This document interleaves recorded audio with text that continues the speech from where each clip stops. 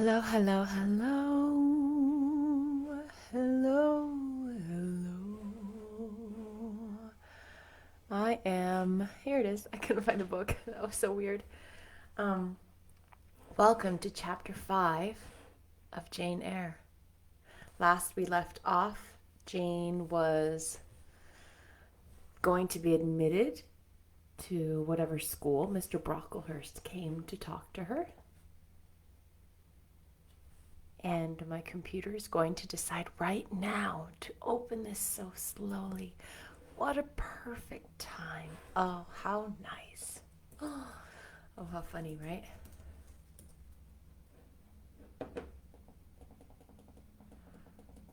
Y'all.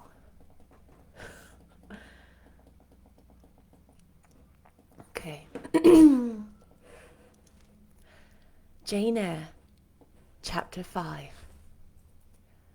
5 o'clock had hardly struck on the morning of the 19th of January when Bessie brought a candle into my closet and found me already up and nearly dressed.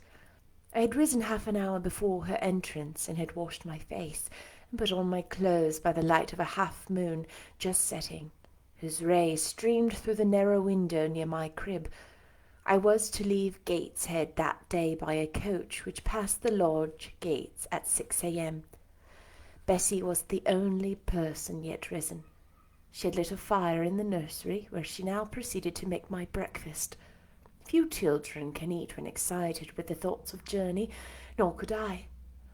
Bessie, having pressed me in vain to take a few spoonfuls of the boiled milk and bread she had prepared for me, wrapped up some biscuits in a paper and put them into my bag. Then she helped me on with my pelisse and bonnet, and wrapping herself in a shawl, she and I left the nursery. As we passed Mrs. Reed's bedroom, she said, "Will you go in and bid Missus good-bye?" "No, Bessie. She came to my crib last night when you had gone down to supper, and said I need not disturb her in the morning, or my cousins either. And she told me to remember that she had always been my best friend, and to speak of her and be grateful to her accordingly." "What did you say, miss?" "Nothing. I covered my face with my bedclothes and turned from her to the wall." "That was wrong, Miss Jane." "It was quite right, Bessie. Your missus has not been my friend. She has been my foe." "Oh, Miss Jane, don't say so." "Goodbye to Gateshead!" cried I, as we passed through the hall and went out into the front door. The moon was set and it was very dark. Bessie carried a lantern, whose light glanced on wet steps and gravel road sodden by a recent thaw. Raw and chill was the winter morning. My teeth chattered as I hastened down the drive. There was a light on the porter's lodge when we reached it. We found the porter's wife just kindling her fire. My trunk, which had been carried down the evening before, stood corded at the door. I wanted but a few minutes of 6, and shortly after that hour had struck, the distant roll of wheels announced the coming coach. I went to the door and watched its lamps approach rapidly through the gloom. "Is she going all by herself?" asked the porter's wife. "Yes." "And how far away is it?" 50 miles. "What a long way! I wonder Mrs. Reed is not afraid to trust her so far alone." The coach drew up. There it was at the gate with its 4 horses and its top laden with passengers. The guard and coachman loudly urged haste. My trunk was hoisted up. I was taken from Bessie's neck, to which I clung with kisses. "Be sure and take good care of her," cried she to the guard as she lifted me into the inside. "Aye, aye," was the answer, and the door was slapped to. A voice exclaimed, "All right!" and on we drove. Thus was I severed from Bessie and Gateshead, thus whirled away to unknown and, as I then deemed, remote and mysterious regions. I remember but little of the journey. I only know that the day seemed to me of a preternatural length, and that we appeared to travel over hundreds of miles of road. We passed through several towns, and in one, a very large one, the coach stopped. The horses were taken out, and the passengers alighted to dine. I was carried into an inn, where the guard wanted me to have some dinner, but as I had no appetite, he left me in an immense room with a fireplace at each end, a chandelier pendant from the ceiling, and a little red gallery high up against the wall filled with musical instruments. Here I walked about for a long time, feeling very strange and mortally apprehensive of someone coming in and kidnapping me, for I believed in kidnappers, their exploits having frequently figured in Bessie's fireside chronicles. At last the guard returned once more. I was stowed away in the coach. My protector mounted his own seat, sounded his hollow horn, and away we rattled over the stony street of Eyre. The afternoon came on wet and somewhat misty, as it wandered into dusk. I began to feel that we were getting very far indeed from Gateshead.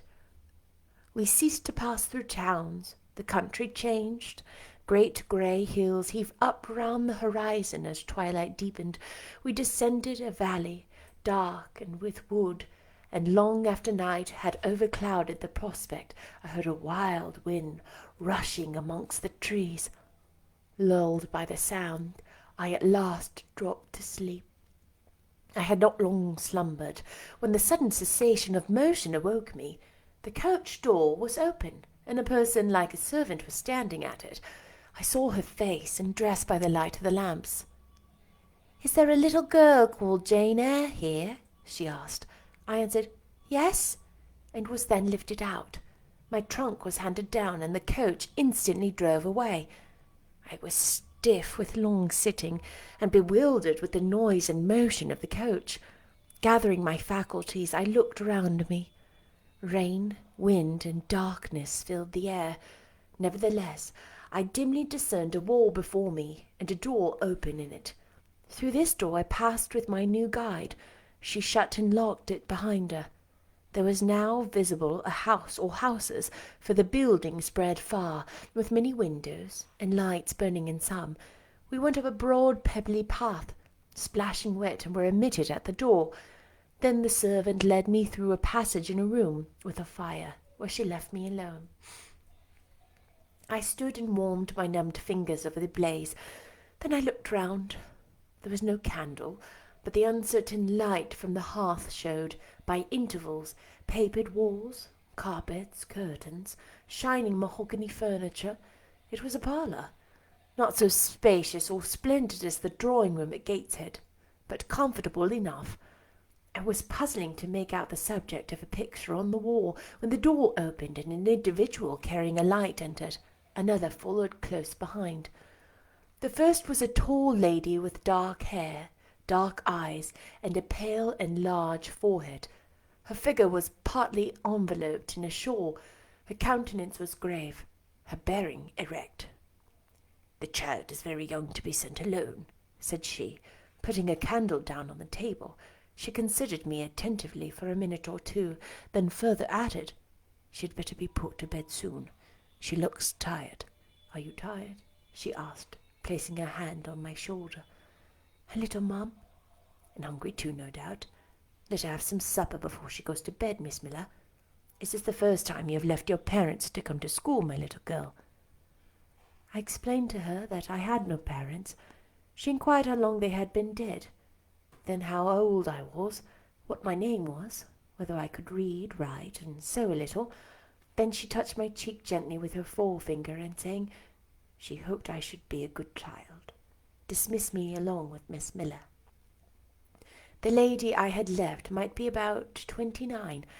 The one who went with me appeared some years younger. The first impressed me with her voice, look, and air. Miss Miller was more ordinary, ruddy in complexion, though of a careworn countenance, hurried in gait and action, like one who had always a multiplicity of tasks on hand. She looked, indeed, what I afterwards found she really was, an under-teacher.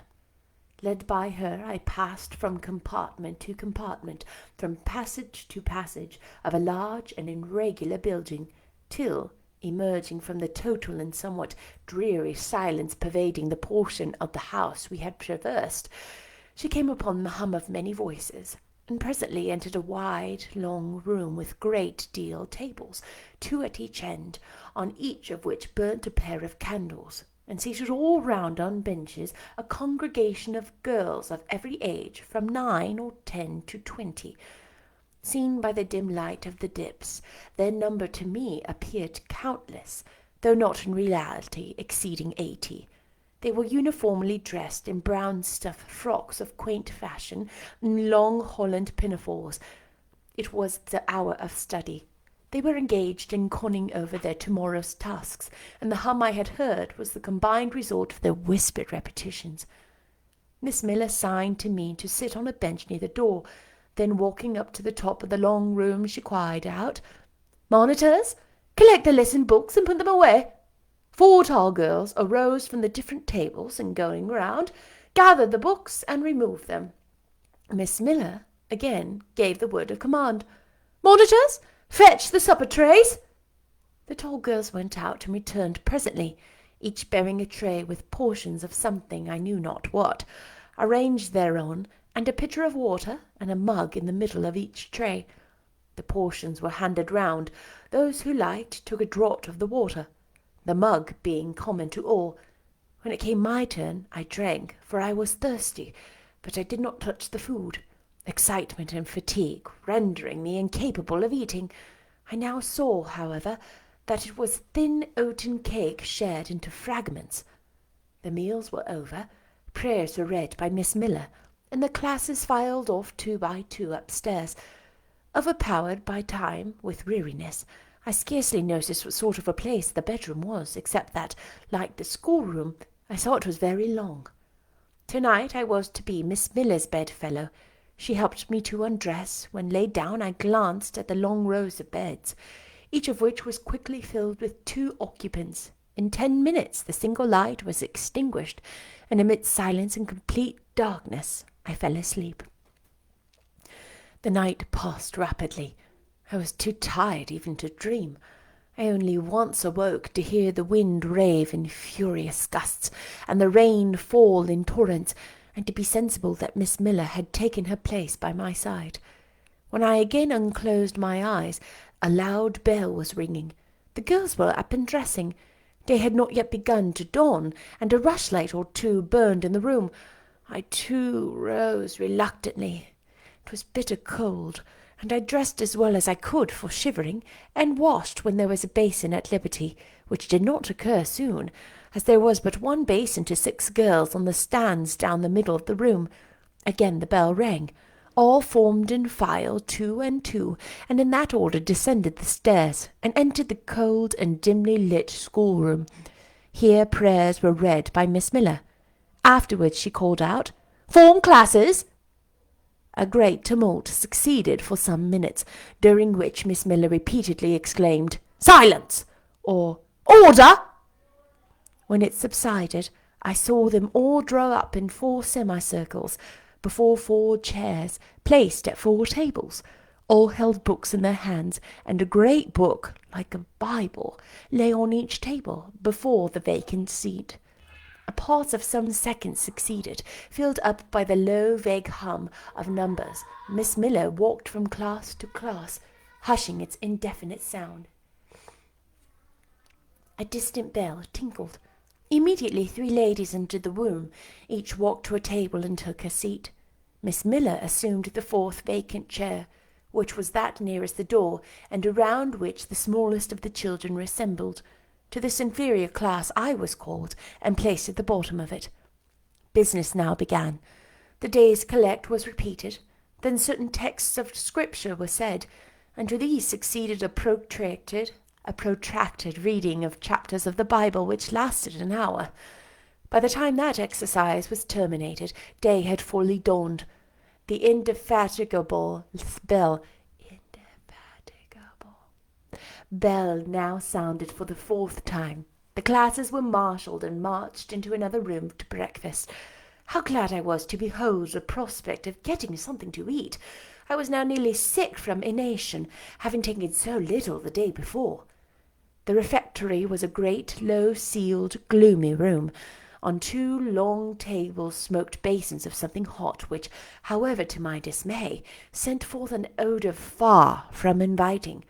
I saw a universal manifestation of discontent when the fumes of the repast met the nostrils of those destined to swallow it. From the van of the procession, the tall girls of the first class rose the whispered words, "Disgusting! The porridge is burnt again." "Silence!" ejaculated the voice, not that of Miss Miller, but one of the upper teachers, a little and dark personage, smartly dressed but of somewhat morose aspect, who installed herself at the top of one table, while a more buxom lady presided at the other. I looked in vain for her. I had first seen the night before, but she was not visible. Miss Miller occupied the foot of the table where I sat, and a strange foreign-looking elderly lady, the French teacher, as I afterwards found, took the corresponding seat at the other board. A long grace was said, and a hymn sung. Then a servant brought in some tea for the teachers, and the meal began. Ravenous, and now very faint, I devoured a spoonful or two of my portion without thinking of its taste, but the first edge of hunger blunted. I perceived I had got in hand a nauseous mess. Burnt porridge is almost as bad as rotten potatoes. Famine itself soon sickens over it. The spoons were moved slowly. I saw each girl taste her food and tried to swallow it, but in most cases the effort was soon relinquished. Breakfast was over, and none had breakfasted. Thanks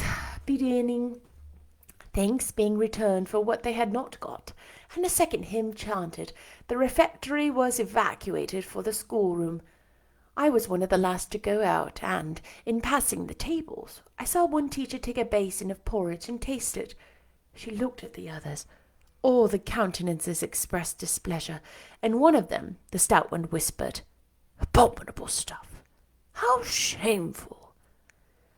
A quarter of an hour passed before lessons began, during which the schoolroom was in a glorious tumult. For that space of time it seemed to be permitted to talk loud and more freely, and they used their privilege. The whole conversation ran on the breakfast, which one and all abused roundly, poor things. It was the sole consolation they had. Miss Miller was now the only teacher in the room. A group of great girls standing about her spoke with serious and sullen gestures. I heard the name of Mr. Brocklehurst pronounced by some lips, at which Miss Miller shook her head disapprovingly, but she made no great effort to check the general wrath. Doubtless she shared in it. A clock on the schoolroom struck 9. Miss Miller left her circle, and standing in the middle of the room, cried, "Silence! To your seats!" Discipline prevailed. In 5 minutes the confused throng was resolved into order, and comparative silence quelled the babel clamour of tongues. The upper teachers now punctually resumed their posts, but still all seemed to wait. Ranged on benches down the sides of the room, the 80 girls sat motionless and erect. A quaint assemblage they appeared, all with plain locks combed from their faces, not a curl visible, in brown dresses, made high and surrounded by a narrow tucker about the throat, with little pockets of holland, shaped something like a Highlander's purse, tied in front of their frocks, and destined to serve the purpose of a work bag. All, too, wearing woolen stockings and country-made shoes, fastened with brass buckles. Above 20 of those clad in this costume were full-grown girls, or rather young women. It suited them ill, and gave an air of oddity even to the prettiest. I was still looking at them, and also at intervals examining the teachers, none of whom precisely pleased me, for the stout one was a little coarse, the dark one not a little fierce, the foreigner harsh and grotesque, and Miss Miller, poor thing, looked purple, weather-beaten, and overworked, when as my eye wandered from face to face, the whole school rose simultaneously, as if moved by a common spring. What was the matter? I'd heard no order given. I was puzzled. Ere I had gathered my wits, the classes were again seated, but as all eyes were now turned to one point, mine followed the general direction and encountered the personage who had received me last night. She stood at the bottom of the long room on the hearth, for there was a fire at each end. She surveyed the 2 rows of girls silently and gravely. Miss Miller, approaching, seemed to ask her a question, and having received her answer, went back to her place and said aloud, "Monitor of the first class, fetch the globes." While the direction was being executed, the lady consulted moved slowly up the room. I suppose I have a considerable organ of veneration, for I retain yet the sense of admiring awe with which my eyes traced her steps. Seen now in broad daylight, she looked tall, fair, and shapely, brown eyes with a benignant light in their irids, and a fine penciling of long lashes round relieved the whiteness of her large front. On each of the temples of her hair, of a very dark brown, was clustered in round curls, according to the fashion of those times, when neither smooth bands nor long ringlets were in vogue. Her dress, also in the mode of the day, was of purple cloth, relieved by a sort of Spanish trimming of the black velvet. A gold watch, watches were not so common then as now, shone at her girdle. Let the reader add, to complete the picture, refined features, a complexion, if pale, clear, and a stately air and carriage, and he will have, at least as clearly as words can give it, a correct idea of the exterior of Miss Temple. Maria Temple, as I afterwards saw the name written in a prayer book entrusted to me to carry in church. The superintendent of Lowood, for such was this lady, having taken her seat before a pair of globes placed on one of the tables, summoned the first class round her, and commenced giving a lesson on geography. The lower classes were called by the teachers. Repetitions in history, grammar, and etc. went on for an hour. Writing and arithmetic succeeded, and music lessons were given by Miss Temple to some of the elder girls. The duration of each lesson was measured by the clock, which at last struck 12. The superintendent rose.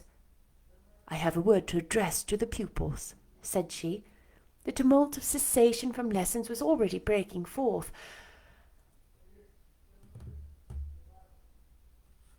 and it sank her voice. She went on. "You had breakfast this morning, which you could not eat. You must be hungry. I have ordered that a lunch of bread and cheese shall be served to all." The teachers looked at her with a sort of surprise. "It is to be done on my responsibility," she added, an explanatory tone to them, and immediately afterwards left the room. The bread and cheese was presently brought in and distributed, to the high delight and refreshment of the whole school. The order was now given, "To the garden!" Each put on a coarse straw bonnet with strings of coloured calico and a cloak of grey frieze. I was similarly equipped, and following the stream, I made my way into the open air. The garden was a wide enclosure, surrounded with walls so high as to exclude every glimpse of prospect. A covered veranda ran down one side, and broad walks bordered a middle space divided into scores of little beds. These beds were assigned as gardens for the pupils to cultivate, and each bed had an owner. When full of flowers, they would doubtless look pretty, but now, at the latter end of January, all was wintry blight and brown decay. I shuddered as I stood and looked round me. It was an inclement day for outdoor exercise, not positively rainy, but darkened by a drizzling yellow fog. All underfoot was still soaking wet with the floods of yesterday. The stronger among the girls ran about and engaged in active games, but sundry pale and thin ones huddled together for shelter and warmth in the veranda, and amongst these, as the dense mist penetrated their shivering frames, I heard frequently the sound of a hollow cough. As yet I had spoken to no one, nor did anybody seem to take notice of me. I stood lonely enough, but to that feeling of isolation I was accustomed. It did not oppress me much. I leaned against a pillar of the veranda, drew my grey mantle close about me, and trying to forget the cold which nipped me without, and the unsatisfied hunger which gnawed me within, delivered myself up to the employment of watching and thinking.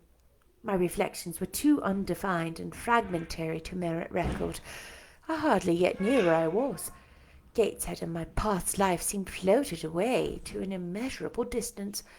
The present was vague and strange, and of the future I could form no conjecture.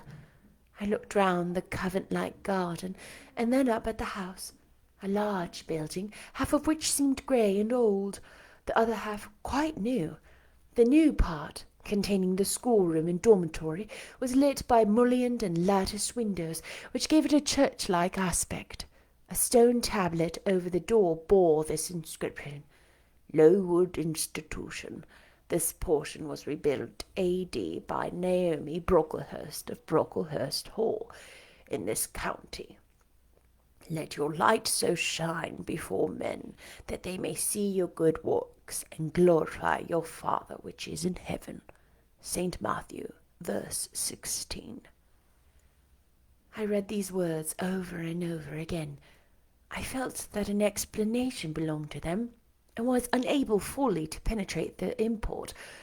I was still pondering the signification of institution, and endeavouring to make out a connection between the first words and the verse of Scripture, when the sound of a cough close behind me made me turn my head. I saw a girl sitting on a stone bench near. She was bent over a book, on a perusal of which she seemed content. From where I stood I could see the title. It was Rasselas, a name that struck me as strange, and consequently attractive. In turning a leaf, she happened to look up, and I said to her directly, "Is your book interesting?" I had already formed the intention of asking her to lend it to me some day. "I like it," she answered, after a pause of a second or two, during which she examined me. "What is it about?" I continued. I hardly know where I found the hardihood thus to open a conversation with a stranger.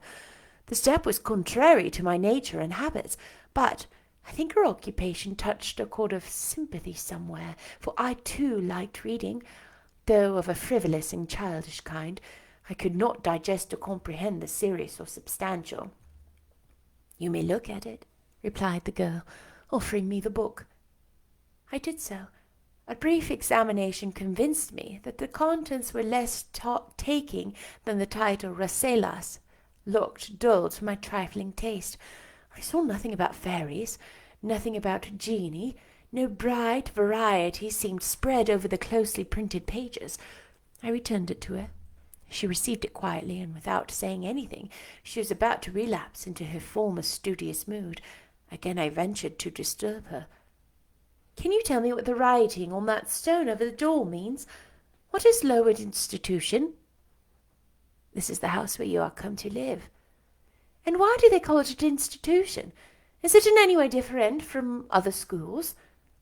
"It's partly a charity school. You and I and all the rest of us are charity children. I suppose you are an orphan?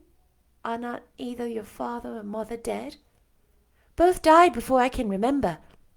"Well, all the girls here have either lost either one or both parents, and this is called an institution for educating orphans." "Do we pay no money? Do they keep us for nothing?" "We pay, or our friends pay, £15 a year for each." "Then why do they call us charity children?" "Because £15 is not enough for board and teaching, and deficiency is supplied by subscription." "Who subscribes?" "Different benevolent-minded ladies and gentlemen in this neighbourhood and in London." "Who is Naomi Brocklehurst?" "The lady who built the new part of this house, as that table records, and whose son overlooks and directs everything here." "Why?" "Because he is treasurer and manager of the establishment." "Then this house did not belong to that tall lady who wears a watch, who said we were to have some bread and cheese?" "To Miss Temple? Oh, no. I wish it did. She has to answer to Mr. Brocklehurst for all she does. Mr. Brocklehurst buys all our food and all of our clothes." "Does he live here?" "No, 2 miles off at a large hall."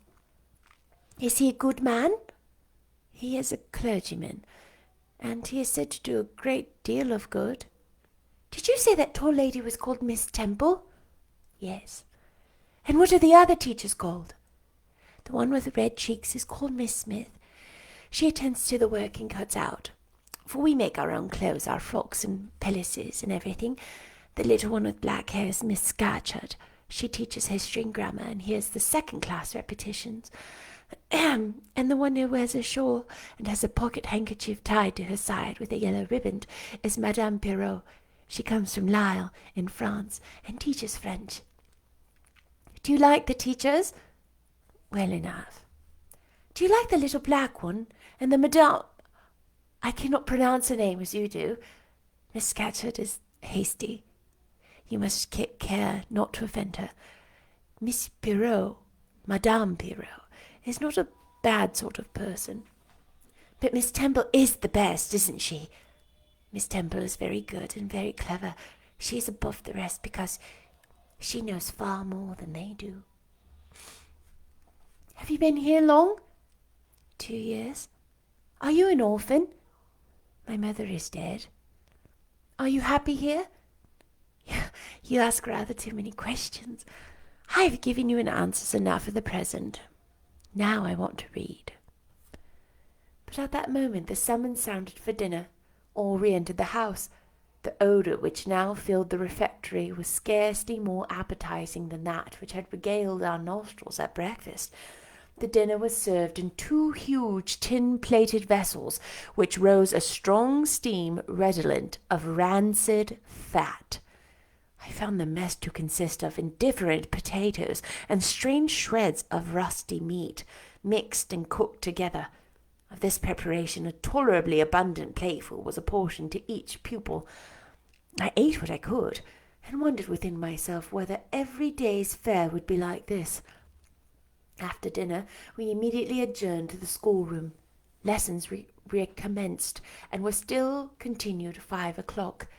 The only marked event of the afternoon was that I saw the girl with whom I had conversed in the veranda dismissed in grace by Miss Scatcherd from a history class, and sent to stand in the middle of the large schoolroom. The punishment seemed to me in a high degree ignominious, especially for so great a girl. She looked 13 or upwards. I expected she would show signs of great distress and shame, but to my surprise she neither wept nor blushed. Composed, though grave, she stood, the central mark of all eyes. How can she bear it so quietly, so firmly? I asked of myself. Were I in her place, it seems to me I should wish the earth to open and swallow me up. She looks as if she were thinking of something beyond her punishment, beyond her situation, of something not round her nor before her. I have heard of daydreams. Is she in a daydream now? Her eyes are fixed on the floor, but I am sure they do not see it. Her sight seems turned in, gone down into her heart. She's looking at what she can remember, I believe, not at what is really present. I wonder what sort of girl she is, whether good or naughty. Soon after 5 p.m. we had another meal consisting of a small mug of coffee and half a slice of brown bread. I devoured my bread and drank my coffee with relish, but I should have been glad of as much more. I was still hungry. Half an hour's recreation succeeded, then study, then the glass of water and a piece of oat cake, prayers and bed. Such was my first day at Lowood. Holy guacamole! Those chapters are forever. Did you notice how many mistakes I made? Oh, goodness. Mistakes, mistakes, mistakes. Again, if you're new, I leave my mistakes in there. I do this all in one take. So think of it more as a performance. One reason why I like to leave those up is I hope it gives you permission to also make similar mistakes. Yeah? We're just reading a book. We're just having a good time together. I'll see you tomorrow, I hope, for chapter 6. Bye.